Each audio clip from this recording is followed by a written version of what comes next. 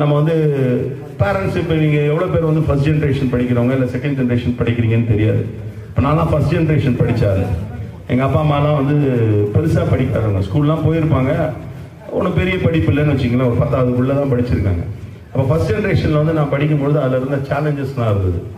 அவங்களுக்கு வந்து எப்படி என்னை ப்ரிப்பேர் பண்ணுறதுன்னு தெரியாது, அந்த மாதிரி விஷயங்கள்லாம் இருந்தது. இதையெல்லாம் நீங்கள் எதிர்கொள்ளக்கூடிய நிலையில் இருக்குங்க.